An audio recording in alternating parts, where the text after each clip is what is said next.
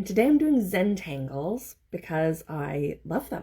Because it's the kind of thing that every high school art student learns how to do. It's a kind of meditative abstract ideation, which is a fancy way of saying it's doodling on a piece of paper, and using it as a meditative practice.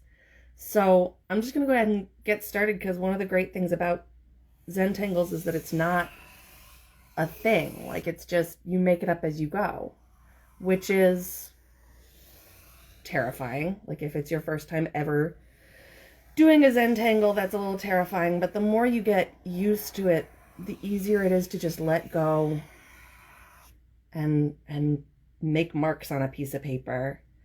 And one of the things that I love about Zentangles, and one of the reasons that I want to talk about them, is mistakes. One of the beautiful things about Zentangles is that there are no mistakes. You just draw, you just make shapes and patterns, and then for me I make shapes, I make patterns, I make whatever. I mean, this is just swirly things on a piece of paper, and then you fill them in with pattern. And on the one hand, it's a beautiful form of meditation, which I'm terrible at meditation. I'm so bad at meditation because I can't quiet my brain, because I need something to focus on. I can't, and it's easy to say I'm bad at meditation because I've never really done it and I've never really put any effort into it. But this gives me something to focus on that actually quiets my brain. And the ironic thing is, of course, that I'm now talking while I'm doing it. So I'm like focusing on two things at the same time, which I guess is going to force me to shut off my anxiety brain even more, which is good, right?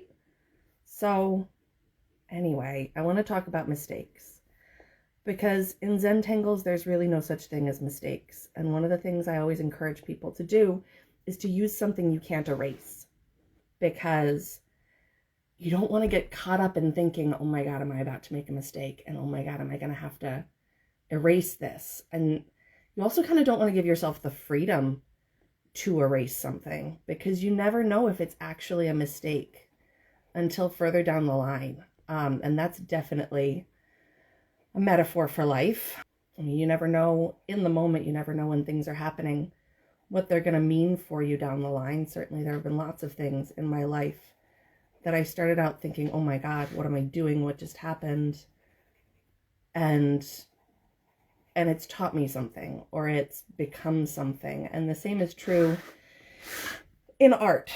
The same is true in this kind of practice, because you just never know what something's going to become. And part of the beauty of this kind of exercise is it gives you the opportunity to let go and trust that no matter what you do, you're going to be able to turn it into something beautiful, or at least it's going to feel good within the context of the bigger piece. Because, you look at little things, you look at small mistakes. Like, I just went over the line there, but by the time I finish this, even I'm not going to notice that. Even I'm not going to see that, because it's not going to be about that anymore. It's going to be about something different.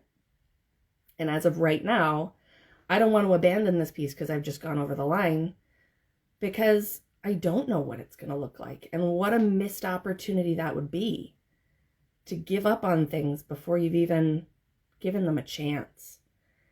So one of the things that I do with Zentangles is I kind of come up with a plan as I go.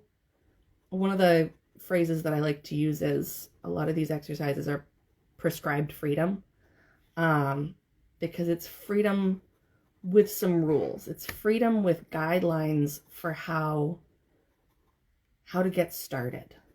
One of the scariest things in the entire world is a blank piece of paper. A blank space with no idea of what to put in it or how to fill it. And this kind of exercise, you have that blank piece of paper, but you have guidance, you have guidelines, and the more you practice this kind of thing, the easier it gets.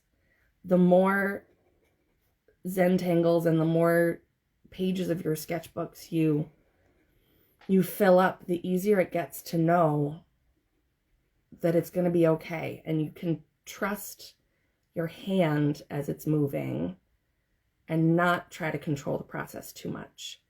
Because I don't know what this is, and I'm just making it up. And, you know, if I gave up on this because I didn't quite like the way the first swirl, the first swoop that I did happened, then I'd just never know what any of the other stuff would look like. And that's, I don't know. I know I'm repeating myself now, but what a shame that would be. What a shame to give up on ourselves before we've even given ourselves a chance to get to know who we're going to become. So I'm doing squiggly lines here, and now I feel like for contrast I'm going to do some straight lines, and I'm just going to let myself, I don't know, experience as it happens. And it's kind of like at that point that it's not even me that's doing it. You kind of turn off your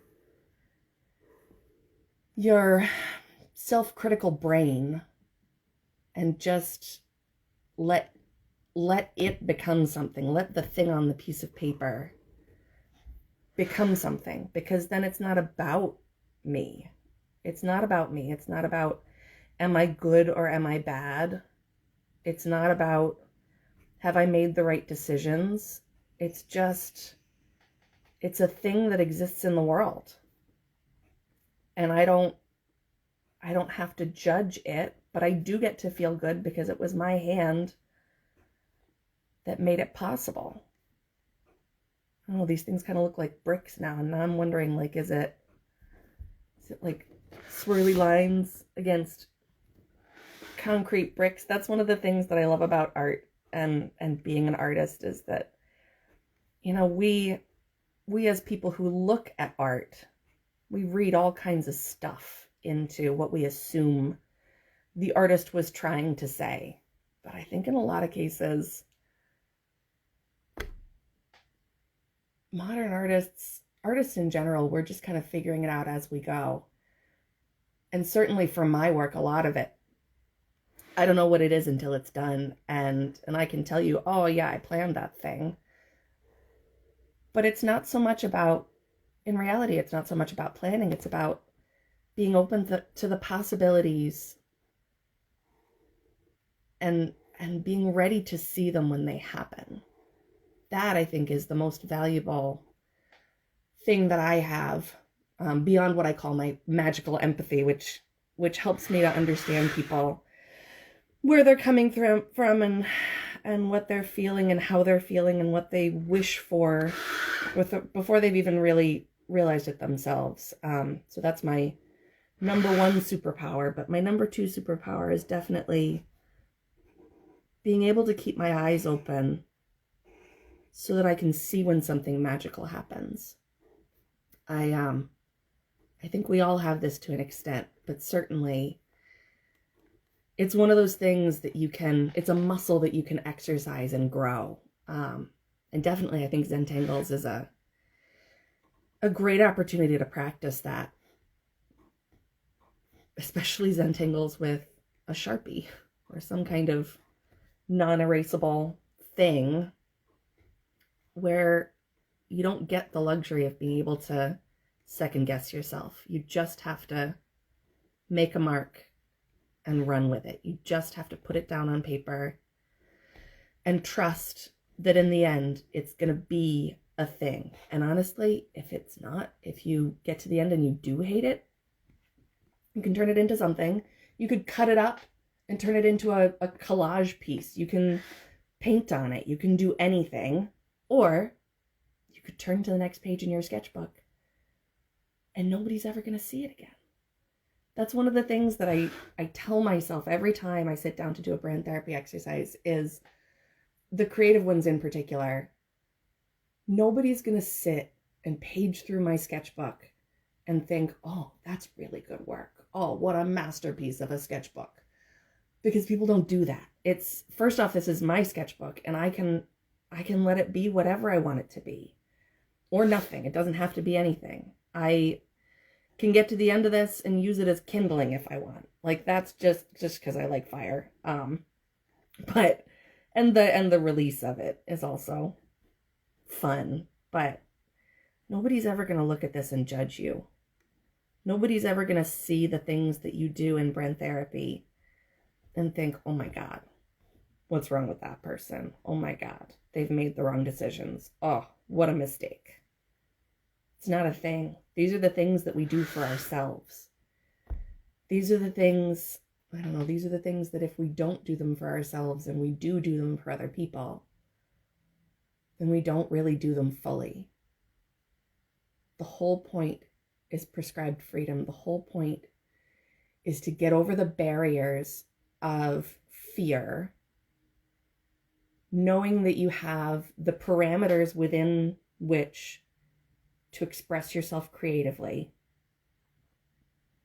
and to then just do it. Just go.